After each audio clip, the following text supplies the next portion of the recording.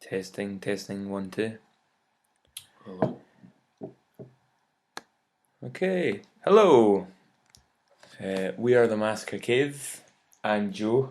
I've got the slightly softer, lispier voice. And I'm Ben, I've got the slightly camphor voice. No, I sound like this. I sound like the Joe, but a bit more manly. To the American ear, we sound exactly the same. Probably the same. Is this in stereo? No, In that case, that's not going to help at all either. but I imagine like when they're doing post-production, they'll like pan it hard left and right. I imagine that they're going to think it's actually one guy pretending to be the whole band. Which Hi, is? I'm Pete, and this is Jody. Hi. So, so thank you to Sorrow Eternal for wanting to interview us in the first place. Yeah, and apologies for taking a while to get back. We have excuses, but I'm not going to give them. None of them are good. None of them are good, apart from that one that's really good. Yeah, the boil. Yeah. Cool. Okay, so questions. Starting with the band name, can you give us a little insight into where the name came from and its significance to you both personally? Well, if you haven't done a Google search on the Massacre Cave and found the wrong Massacre Cave, the Massacre Cave is a cave on our island, which back in some date, 1570 something. sounds good to me. It's the Isle of Eigg, by the way. Oh yeah, It's spelled Yeah. Eigg, but pronounced egg. There's no I. Well, no, there is an I in egg. We put the I in egg. We put the I in egg. I said that without thinking that through. Anyway, the back in 15 bloody blah, the MacLeods from Skye, pursuing a vendetta, came over and the heroic people of Eigg all fled into a cave. Back then, the population was about 500, but not for long, because they all hid in the big cave. It was previously called the Very Safe Cave, wasn't it? I believe it was. The Safe Hiding Cave. Yeah, because they probably would have gone for another cave if it had been called the Massacre Cave at the time. But they all hid in the cave, and it was all well and good until a scout went out just to check that, they were still, the MacLeods were still roaming about. A scout in the sense of someone that went to look for people, not an actual Boy Scout. He wasn't a Boy Scout, although it could have been. It could have been. That wasn't clarified in the notes. Hasn't been written down, so yeah. He wasn't the one that was good at making fires, though, because Good segue. Thank you.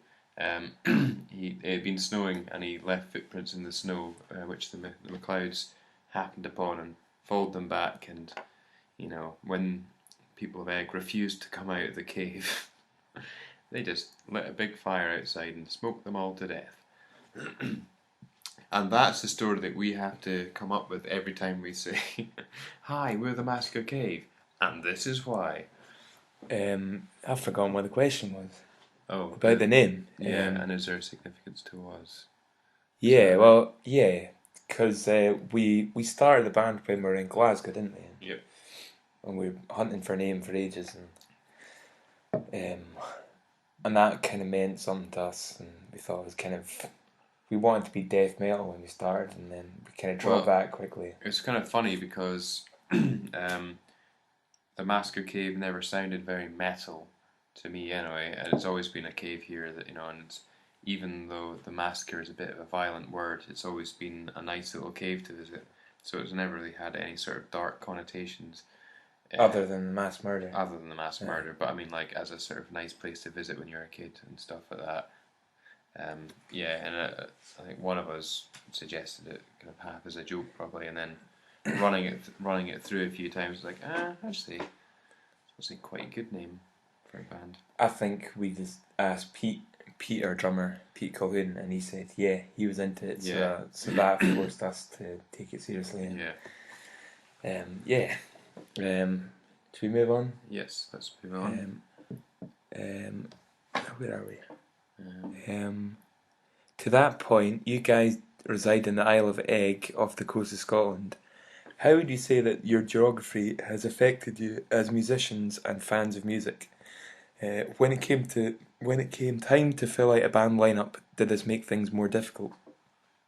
Okay, how would you say geography is affected?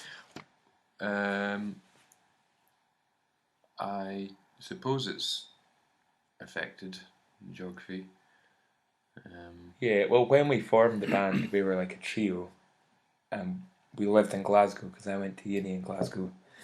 Ben lived there for a bit, and that's where we met our drummer Pete. So we were kind of a power trio for a few years, and we both had different things going on. And then we moved up here in 2007, where we actually come from in the first place. Moved back here. So we're from here originally. So moved back here to build a house, and that then things became a bit more difficult to practice and whatnot. But it was probably a good thing because we kind of took hold of things a bit more and worked out what we wanted to do, because we couldn't fart about too much in rehearsal, not really knowing what we're trying to do. If we'd been, if we were a famous band and we'd been picked up as soon as we started, you'd see the whole arc of our career going through slightly different influences and stuff. But we've been going through all that kind of without anyone noticing. So the stuff that everyone's that we put out right now is a sort of evolution of, say, our more enthusiastic, maybe thrashy death beginnings, and then mellowing a wee bit with just listening to other music and being up here listening to traditional music and old age, that sort of thing. And Pete refusing to do as many blast beats as we wanted to, and that sort of thing. Yeah, and I think there's a question about vocals, so I'll leave that. This is Joe, by the way, in case anyone's lost track. That's the next question. As difficult as that may have been, the search for a vocalist left you at a dead end. What led you to the decision to just do vocals yourselves, and how do you feel about your vocals, especially hearing them on the album? Well, we had a few tryouts for vocalists, didn't we? Well, maybe you can say why we didn't think of ourselves, or you in particular, at the first time. Yeah, I had another band going on at the time that I sang for as well, and I just wanted to rock out. Yeah, rewinding slightly. I moved to Glasgow when I graduated from university in Carlisle in England, and which meant my college band was disbanded, and I moved to Glasgow, where Joe was, and he already had a band, but I wanted a band as well. So we formed the Massacre Cave while Joe's band was still going, and because Joe was singing in the other band, we just wanted to play cool riffs and rock out. So that was our original. And the riffs were like, for me, because my previous band was less technical, it was far too hard to like even think about singing. Like playing the riffs was hard enough. So. But look at you now. But look at me now. I can play and sing badly at the same time. Yeah, I can do both badly. So how do we? What led? Yeah, that's what led us to do it. Yeah, we tried out. We had a few tryouts. Some terrible and some really terrible. Some good, but just didn't work. I think we realised that we were the kind of control freaks, or we didn't realise we were such control freaks till we realised we just wanted to do things our own way. Yeah. It's a lot easier to do it. It's more like, let's get another singer, and then, no, why can't you sing more like, we want to sing, but... Yeah, I think, like what Ben does is kind of deathly, carcassy growl, but I think I developed kind of my style a bit more into what I kind of heard in my head and wanted to do, kind of sort of influenced by bands like Darkane and High on Fire and things like that. Kind of wanted to add some melody and make it shouty at the same time. Yeah, which I think is sort of evolved the music a bit as well, like with having a bit more of a singy style, because Entombed as well. Yeah, Entombed, big influence. But there's like an early track of ours which is quite death metally, and I sing on that, and it fits the vocals because I'm going rah. But now there are tunes maybe a little bit more sort of rocky, and Joe's style sort of fits them a lot better. But yeah, we've sold out, but luckily no one knows who the fuck we are. So we've sold out, but no one's sort of paid any attention to us so far, so they don't know any different. Yeah.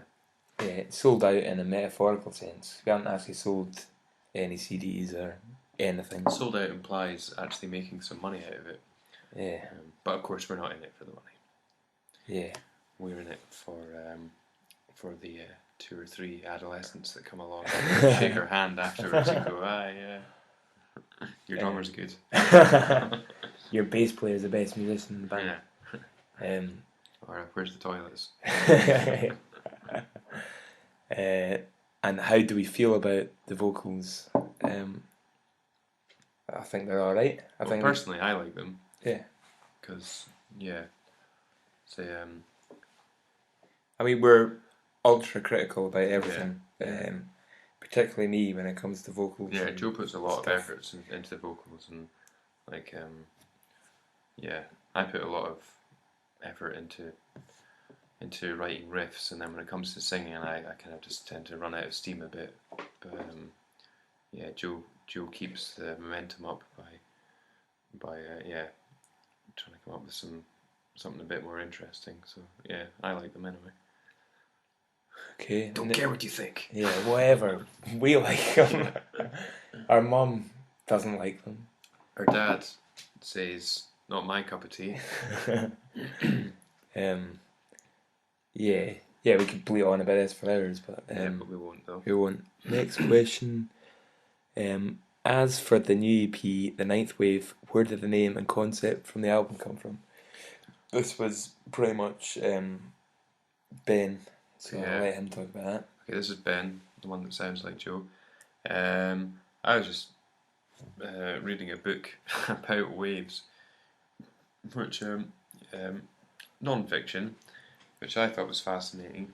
And one of the things it touched on was the Norse mythology that every ninth wave was a gateway to another dimension, and it's the same in Scotland. Everyone knows that about a bigger wave. Waves come in sets, and in Scotland it actually tends to be the set. There's some sort of myth of the seventh wave, but the seventh wave didn't really sound quite as good. But if you're interested, it's because waves come from a long way across the ocean, and waves that come from further meet up with waves that have been made a bit closer to shore, and eventually, some of them pile on top, and you end up with like super waves. This is quite boring, isn't it? Yeah, it's a bit boring, but anyway. We kind of saw like a metaphorical thing in that, and I shoehorned that lyric into Winds of Death, and it was kind of about optimism, a little bit of optimism, and a kind of a sea of shit, if you will. Yes. So obviously there's the sort of literal thingy of us living about 200 metres from the beach here, and quite a lot of waves looked at. But we spent about a week arguing over, what it should be called. We like the ninth wave thing, but we were thinking sons of the ninth wave, grannies of the ninth wave, fathers of the ninth waves of doom. And we argued about it until it's just like, why don't we just call it the ninth wave? It doesn't sound so pretentious and shit.